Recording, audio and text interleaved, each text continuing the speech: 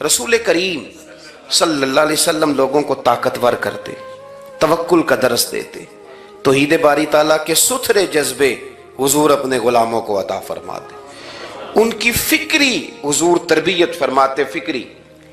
اللہ کے رسول صلی اللہ علیہ وسلم غار ثور میں موجود ہیں، ساتھ سیدنا صدیق اکبر رضی اللہ تعالیٰ عنہ۔ کفار جو گرفتار کرنے والے تھے، پیچھے لگے ہوئے تھے، وہ غار ثور کے دروازے تک آ گئے۔ جس طرح ڈاکٹر بول دیتا ہے، وہ کہہ دیتا ہے کہ اب جناب مشکل ہے، اگلے ہفتے آپ چلے جائیں گے، تو وہ جو کمزور لوگ ہیں انہوں نے اگلے ہفتے کیا جانا ہوتا ہے، وہ جب ڈاکٹر بتاتا ہے اسی وقت ہی فوت ہو جاتے ہیں۔ وہ کہتے ہیں اگلا ہفتہ تو لیٹ ہے، اسی وقت ہی سمیٹ لیتے ہیں سامان سفر۔ اور کچھ لوگ ایسے تھے، ڈاکٹر نے کہا کہ جناب آپ کی رپورٹس بتاتی ہیں کہ آپ بہت جلدی چلے جائیں گے، تو انہوں نے کہا جناب آپ جو کہہ رہے ہیں اپنے علم کے مطابق کہہ رہے ہیں، پر ہونا تو وہ ہے جو میرا رب کریم چاہے گا۔ یہ وہ جذبات ہیں جو ہمیں رسول کریم علیہ السلام نے عطا فرمائے۔ دیکھو حضرت ابوبکر صدیق رضی اللہ تعالیٰ عنہ کے ساتھ حضور غار ثور میں موجود ہے، کفار جو گرفتار کرنے والے ہیں وہ دروازے تک آ گئے، بالکل دروازے تک۔ جناب صدیق اکبر رضی اللہ تعالیٰ عنہ ان کو دیکھ کر تھوڑا سا گھبرائے، اپنے لیے نہیں، ذات مصطفیٰ کے لیے گھبرائے، کہیں حضور کو کوئی تکلیف نہ پہنچ جائے، تھوڑا گھبرائے۔ یا رسول اللہ وہ تو قریب آ گئے، اور اگر انہوں نے پیروں کی جانب جھک کر دیکھا تو وہ تو ہمیں دیکھ لیں گے۔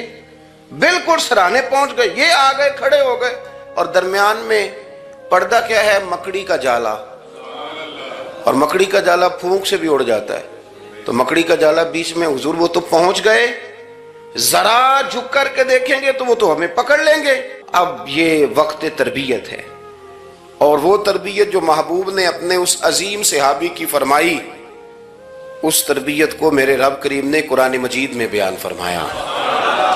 حضور فرماتے ہیں، رب فرماتا ہے کہ فرمایا محبوب نے، فرمایا لا تحزن، ابو بکر گھبرانا۔ یہ ایک موقع ہوتا ہے جب انسان کو گھیر لیتی ہیں مشکلات چاروں جانب سے، اور جو بھی آتا ہے وہ اسے مایوس ہی کرتا ہے، لیکن حالات کے سہمے ہوئے لوگوں کو بتا دو، حالات بدل جاتے ہیں، ایک جیسے نہیں رہتے۔ کہا لا تحزن، ابو بکر گھبرانا، کیوں؟ ہماری فوجیں آ کے انہیں پکڑ لیں گی، یا اندر ہمارے پاس کوئی ایسا اسلحہ موجود ہے کہ ہم ان پر چھوڑ دیں گے تو یہ مر جائیں گے۔ لا تحزن، ابو بکر گھبرائیے مت۔ کیوں نہ گھبرائیے؟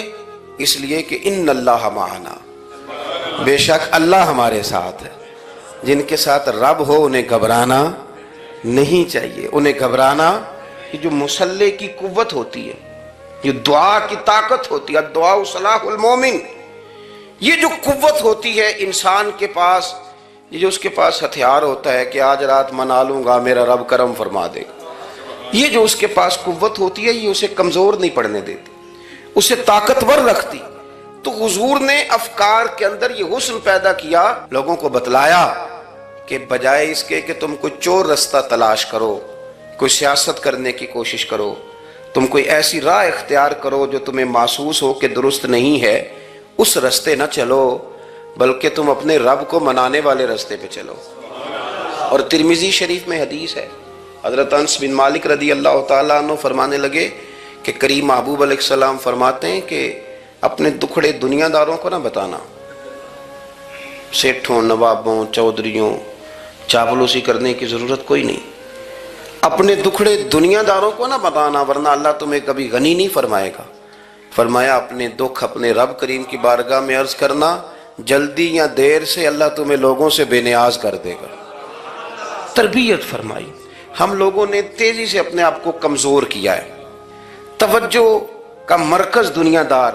وہ اکبر الہآبادی نے کہا تھا کہ مصیبت میں بھی اب یاد خدا ہم کو نہیں آتی، دعا منہ سے نہ نکلی، جیبوں سے عرضیاں نکلی۔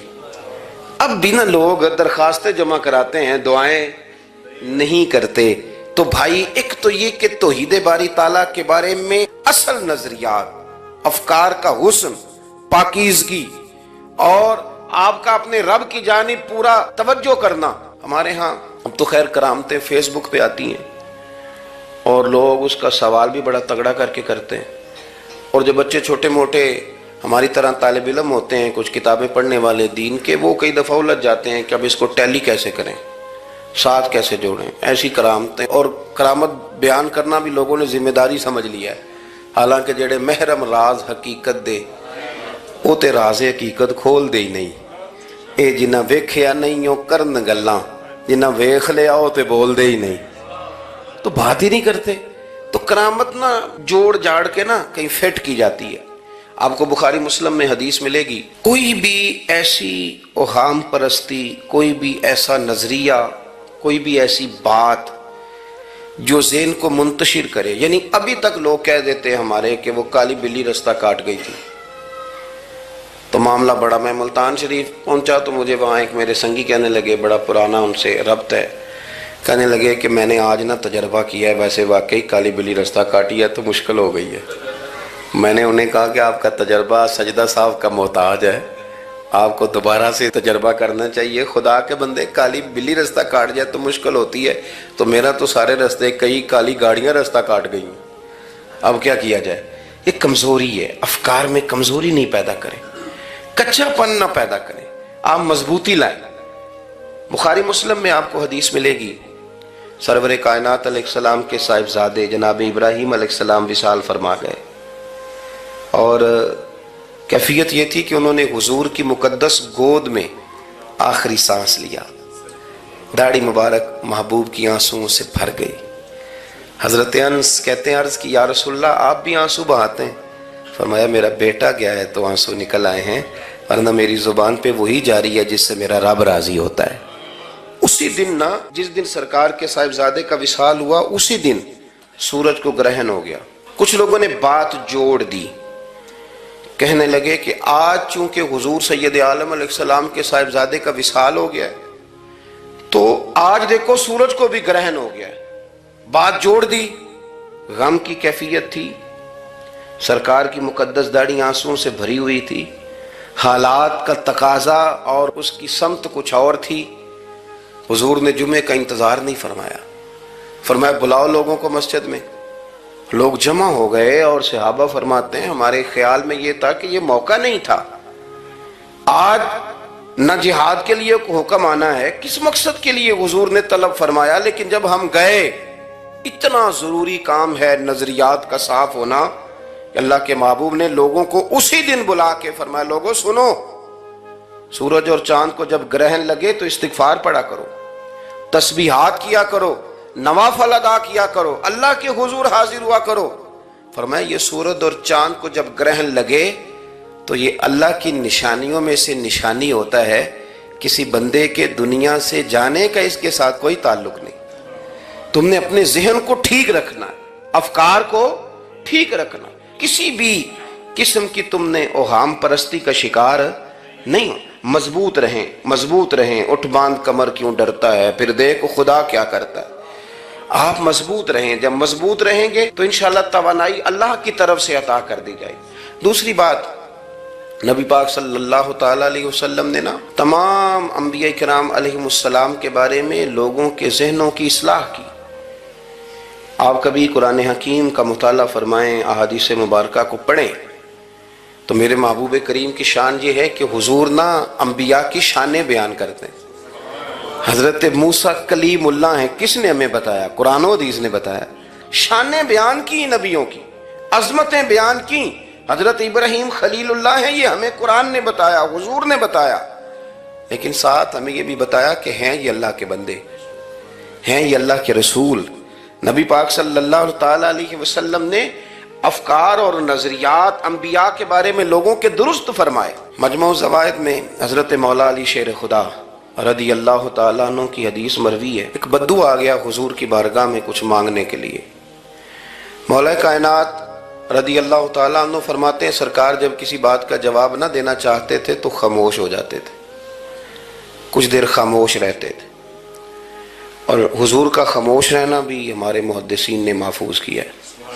اقسام حدیث میں سے ایک حدیث ہے جسے حدیث تقریری کہا جاتا ہے، وہ حدیث ہے جس میں حضور خاموش رہے، کوئی کام کیا گیا تو سرکار خاموش رہے۔ حضرت مولا علی کہتے ہیں حضور نہ خاموش ہو گئے، لیکن چونکہ دیہاتی تھا، سادہ تھا، اس نے جب بار بار گفتگو چھیڑنا چاہی تو پھر حضور نے فرمایا چل پھر مانگ لے کیا مانگتا ہے، مانگ لے پھر کیا مانگتا ہے، کر سوال۔ دیہاتی تھا، سادہ آدمی تھا۔ مولا کائنات فرماتے ہیں ہمیں یوں لگا کہ اب نہ یہ آخرت اپنی سوار جائے گا، جنت کا سوال کرے گا، لیکن بڑا ہی سادہ تھا۔ مانگنے پہ بھی آیا تو کیا مانگا، کہنے لگا یا رسول اللہ صلی اللہ علیہ وسلم میں نے سفر کرنا ہے، مجھے ایک اونٹنی عطا کر دیتے۔ حضرت سلطان باہو سے کسی نے کہا کہ بڑے لوگ مرید ہوتے ہیں، تو فرمانے لگے رب دا طالب کوئی نہیں ملیا، جو ملیا طالب زرد آؤ۔ تو بہت سارے لوگ ایسے آتے ہیں جو کامل شیخ کے پاس بھی آ کے کہتے ہیں دکان کوئی نہیں چلتی، یہ تو کسی سیٹ سے مشورہ کر لیتے، کاروبار چلانے کا آپ کو ڈھنگ بتا دیتا۔ یہ یہاں آ کے بھی آپ نے یہی سوال کیا، یہاں پہنچ کے بھی یہی سوال۔ تو نبی پاک صلی اللہ تعالی علیہ وسلم سے کہنے لگا ایک اونٹ دے دیں آنے جانے کے لیے۔ حضرت علی کہتے ہیں ہمیں بڑا افسوس ہوا، یار تو آیا کہاں پہ ہے اور تو مانگ کیا رہا ہے، تو بارگاہ دیکھ اور اپنا سوال دیکھ، تو کہاں کھڑا ہے، کیا مانگ رہا ہے۔ حضور مسکرائے اور مسکرا کر کے فرمایا کہ اونٹ تجھے دیا، چل کچھ اور بھی مانگ لے۔ حضرت علی کہتے ہیں ہم نے کہا اب جنت مانگے گا یہ حضور سے، تو بڑا ہی بھولا تھا، کہنے لگا جی اگر آپ کچھ اور بھی دینا چاہتے ہیں تو اونٹ پہ ڈالنے کے لیے کجاوا بھی دے دیں۔ تو حضرت مولا علی شیر خدا فرماتے ہیں ہمیں پھر بڑا افسوس ہوا کہ یار دیکھو اتنا چانس ملا ہے پھر کھو دیا ہے۔ رسول کریم علیہ السلام بھی مسکرائے، اور سرور کائنات کی جو مسکراہٹ ہوتی تھی وہ نہ خوشیاں تقسیم کرتی تھی۔ اعلیٰ حضرت رحمت اللہ علیہ فرماتے ہیں جس کی تسکین سے روتے ہوئے ہنس پڑے، جس کی تسکین سے روتے۔ اب یہاں سوال پیدا ہوتا تھا کہ پھر اس مسکراہٹ کے لیے تو انتظار کرنا پڑتا ہوگا کہ حضور مسکرائیں تو روتے ہوئے ہنسیں، تو اگلا شعر بھی ہے اور جواب بھی ہے۔ فرمانے لگے جس کی تسکین سے روتے ہوئے ہنس پڑیں اس تبسم کی عادت پہ لاکھوں سلام۔ یہ تو عادت ہے حضور کی، یہ تو عادت ہے مسکراتے رہنا۔ تو حضور بھی زیر لب مسکرائے۔ تیسری دفعہ میرے کریم نے پھر فرمایا چل مانگ لے کچھ، تجھے ایک چانس اور دیتے ہیں۔ پر مولا کائنات فرماتے ہیں بڑا ہی بھولا تھا، تیسرا چانس ملا، گویا گولڈن چانس ملا، لیکن پھر بھی وہیں کا وہیں رہ گیا۔ کہنے لگا ٹھیک ہے اگر آپ کچھ اور بھی دینا چاہتے ہیں تو میرا سفر لمبا آنے جانے کا خرچہ بھی دے دے۔ اللہ اکبر۔ اب حضور عقائد کی بابت بتانے لگے کہ رسالت کے بارے میں، محبوب کے بارے میں عقیدہ کیسا ہونا چاہیے۔ تو حضور علیہ السلام فرمانے لگے تجھ سے تو وہ بنی اسرائیل کی بڑھیا ہی اچھی تھی۔ یا رسول اللہ صلی اللہ علیہ وسلم کون سی؟ تو حضور فرمانے لگے جناب موسیٰ علیہ السلام کو حکم ہوا ہجرت کریں، تو آپ جانے لگے، تو پھر ارشاد خداوندی ہوا کہ جہاں حضرت یوسف علیہ السلام مدفون ہے، آپ کا مزار پر انوار ہے، اگر آپ کو جانا ہے تو پھر ان کے تابوت کو بھی آپ نکال کر کے ساتھ لے جائیں۔ حضرت سیدنا موسیٰ علیہ السلام نے لوگوں سے پوچھا تمہیں پتہ ہے جناب یوسف کا مزار کہاں ہے؟ کسی کو نہیں پتا۔ ایک بوڑھی اماں ہے ضعیف العمر، اس کو خبر ہے۔ حضرت موسیٰ علیہ السلام نے اس سے کہا اماں تو بتائے گی کہ حضرت یوسف کا مزار کہاں ہے؟ تو کہنے لگی بتاؤں گی پر مفت نہیں بتاؤں گی۔ یہ حضور بیان کر رہے ہیں، بتاؤں گی پر فری میں نہیں بتاؤں گی، میں نا مفت تھوڑی بتاؤں گی۔ فرمایا چل تو اپنی قیمت بتا بتانے کی۔ تو کہنے لگی میں اس شرط پہ جناب یوسف کے مزار کا پتہ بتاؤں گی کہ آپ مجھے جنت میں وہ والا گھر دیں گے جس کے پڑوسی جناب موسیٰ علیہ السلام ہو۔ آپ کے پڑوس میں گھر چاہیے۔ تجھ سے تجھی کو مانگ کے میں نے مانگ لی ساری کائنات، وہ والا مکان چاہیے جس کے پڑوسی آپ ہوں۔ تو حضرت موسیٰ کلیم فرمانے لگے اماں چل جنت مانگ، تو نبیوں کے قریب مکان مانگ رہی ہے، وہ تو بڑا اونچا درجہ ہوگا، تو بڑی دور پہنچ گئی، اتنی بڑی سوسائٹی میں پلاٹ مانگ لیے، وہاں پہنچ گئی۔ تو بوڑھی کہنے لگی ٹھیک ہے پھر اگر یہ معاملہ ہے تو پھر ختم ہو گئی بات، اگر آپ نہیں بتاتے تو جائے میں بھی نہیں پتہ بتاتی۔ یا وہ اڑ گئی، ٹھہر گئی، اور اڑی بھی کس طرح؟ یہ بھی میرے اللہ کی توفیق، میری طلب بھی تو تیرے کرم کا صدقہ ہے، میری طلب بھی تو تیرے کرم کا صدقہ ہے۔ یہ پاؤں اٹھتے نہیں بلکہ یہ اٹھائے جاتے ہیں۔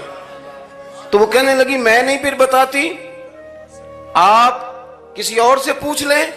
جناب موسیٰ خاموش ہوئے تو ارشاد خدا بندی ہوا، کلیم اپنے پڑوس میں مکان دینے کا وعدہ آپ کر لیں اور مکان انہیں میں عطا کر دوں گا۔ تو حضور سید عالم صلی اللہ تعالی علیہ وسلم نے اس بدو کی موجودگی میں تربیت فرمائی صحابہ کی، یہ چیزیں بھی حضور نے عطا فرمائی۔ لیکن جب تمہیں کہا جائے مانگو تو پھر یہ کریم رسول کا دروازہ ہے، مانگیں گے مانگے جائیں گے اور منہ مانگی پائیں گے، سرکار میں نہ لا ہے نہ حاجت اگر کی۔ تو افکار کا حسن، نظریات کی پاکیزگی، ہمارے ہاں نا آج کل جو ہمیں لیکچر دیے جاتے ہیں نا، بالخصوص جو طلباء سائنس پڑھتے ہیں، تو وہ جب سوالات اٹھاتے ہیں تو اس میں کچھ ایسی چیزیں بھی آتی ہیں، یہ ابھی کورونا کے حالات جب پچھلے دنوں چل رہے تھے تو اس وقت 2-3 قسم کے لوگ ہوئے۔ ایک تو وہ ہوتے ہیں جو بالکل نہیں ڈرتے، کہتے ہیں وہ چھوڑو جو ہوگا دیکھا جائے گا، اور ایک وہ ہوتے ہیں جو اتنا ڈرتے ہیں کہ بیچارے اپنے سائے سے بھی ڈرنے لگ جاتے ہیں۔ تو یہ دونوں باتیں جو ہیں یہ درست نہیں ہیں۔ درست کیا ہے کہ آپ احتیاط بھی کریں گے پر بھروسہ اپنے رب کریم کی ذات پر کریں گے، بھروسہ اللہ پر۔ تو لوگوں کو ڈرایا جاتا ہے اور جو خوف پھیلایا جاتا ہے ہمارے ہاں وہ بڑا عجیب قسم کا انداز ہے، قبر کو کھڑکی کوئی نہیں ہوتی، دروازہ کوئی نہیں ہوتا، آکسیجن کیسے جائے گی۔ یا آپ کبھی ٹویٹر پر مختلف بڑے لوگوں کے پیغامات دیکھیں تو موت کے بارے میں جب وہ چیزیں شیئر کرتے ہیں تو عجیب سا رنگ اس کا محسوس ہوتا ہے کہ اللہ جانے یہ بیچارہ کہاں کھڑا ہو گیا ہے، اور خوف، اور لوگ اس کا ذہن بنا کے ڈرتے ہیں۔ ڈرنا چاہیے، ضرور ڈرنا چاہیے، لیکن ایک بات یاد رکھیں، حضرت مولا علی فرمایا کرتے تھے کہ ڈرنا تو اپنے اعمال سے چاہیے اور ان کو درست کرنا چاہیے۔ ڈرنا تو اس چیز سے چاہیے کہ کیا ہم نے وہ رستہ اختیار کیا ہے جو قبر کو بالکل تنگ کر دے گا، جو جہنم کے گڑھوں میں سے گڑھا بنا دے گا۔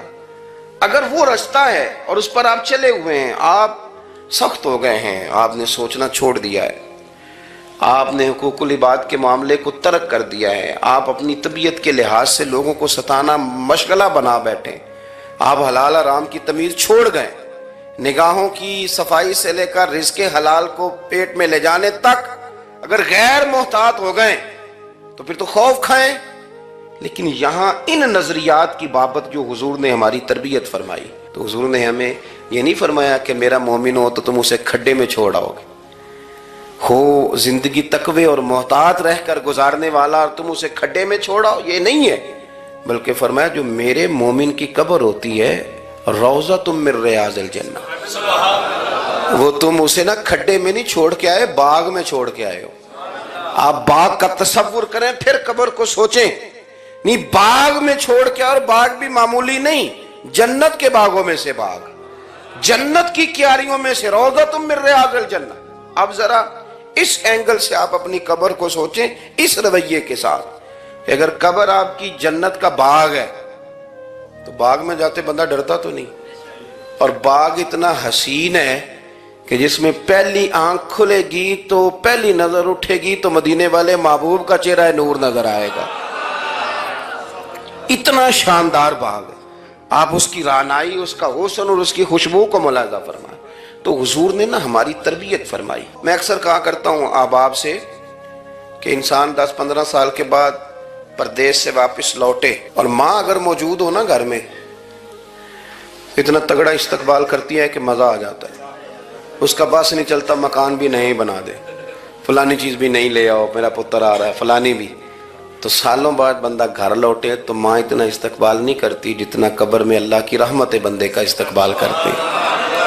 اس لیے جب یہ سوچ بن گئی تھی نا صحابہ کی حصول جنت کی، تو پھر ان کو لگاؤ ہو گیا تھا، پھر دنیا کی زندگی، جاہ و جلال، مال و دولت اتنا زیادہ وقت نہیں رکھتا تھا ان کی نظر میں۔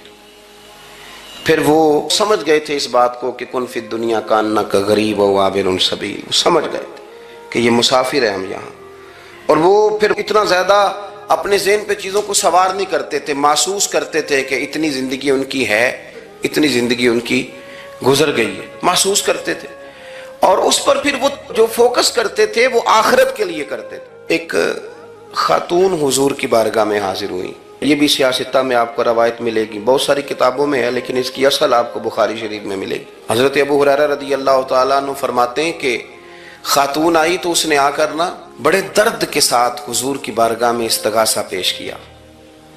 عرض کرنے لگی یا رسول اللہ صلی اللہ علیہ وسلم میں نا مرگی کی مریض ہوں اور بڑی تکلیف میں ہوں. یہ جو مرگی کا مرض ہوتا ہے یہ اعصابی بھی ہے جسمانی بھی ہے. ذہن کو کنٹرول کرتا ہے اور انسان جسمانی طور پر بھی بالکل اس وقت جب دورہ ہوتا ہے مفلوج ہو جاتا ہے، ذہنی طور پر بھی خوشی غمی آنا جانا دشوار ہو جاتا ہے انسان کے لیے. تو وہ خاتون عرض کرتی ہے یا رسول اللہ صلی اللہ علیہ وسلم مجھے مرگی ہے، کریم آپ دعا فرمائیں رب مجھے شفا عطا کر دے. حضور دعا فرما دیا کرتے، اللہ تعالیٰ نے میرے محبوب کے وجود کو شفا بنایا. لعاب دہن مولا علی کی آنکھوں پہ لگائیں تو رب کریم فوراً شفا عطا فرمائے. لیکن حضور نا تربیت جب کرتے نا تربیت لوگوں کے بیچ، تو پھر نظریات کو، عقائد کو، افکار کو حضور غسل دیتے، وضو کراتے. یہاں بھی سرکار نے صحابہ کے بیچ اس خاتون سے گفتگو فرمائی اور حضور فرمانے لگے اگر تو کہے تو میں دعا کرتا ہوں رب تجھے شفا دے دے گا. حضور فرمانے لگے اگر تو کہے میں دعا کرتا ہوں اللہ شفا دے گا. اور فرمایا اگر تو کرے صبر تو میرا وعدہ ہے رب بغیر حساب کتاب جنت عطا کرے گا. اب یہ سوچ ہے، یعنی ہمیں جب چانس ملتا ہے دنیا اور آخرت میں چیزوں کو عکس کرنے کا تو آپ نظر دوڑا لیں دائیں بائیں کہ لوگوں نے توجہات کہاں اپنی مرکوز کی ہوئی. حضور نے فرمایا اگر تو کہے تو رب کریم ہے وہ شفا دے گا، میں دعا کروں گا. اور اگر تو صبر کرے، مانا کیا کہ اگر تو مرگی کے ساتھ ہی گزارا کرے، اس کے ساتھ ہی وقت بتائے تو پھر رب تجھے جنت دے گا. یہ سمجھ لیں بات، اس پر غور کریں.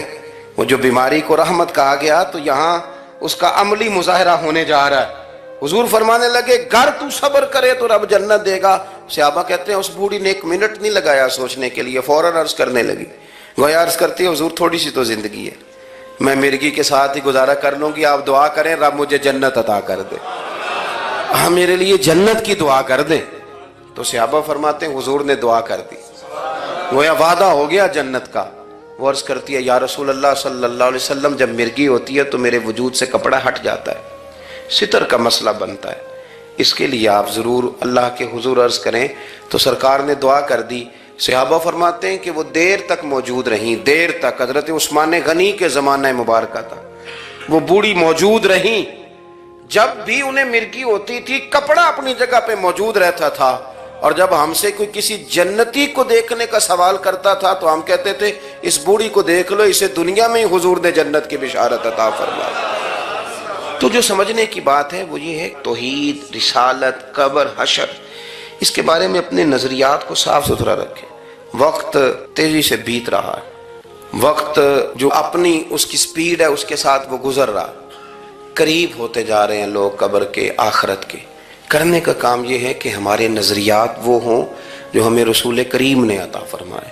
حضرت فاروق اعظم رضی اللہ تعالیٰ عنہ جیسے دلیر آدمی حضور کے مقدس وجود پر موٹے بان کی چارپائی کے نشان دے کے جب روئے ہیں تو حضور نے وہاں بھی تربیت فرمائی ہے.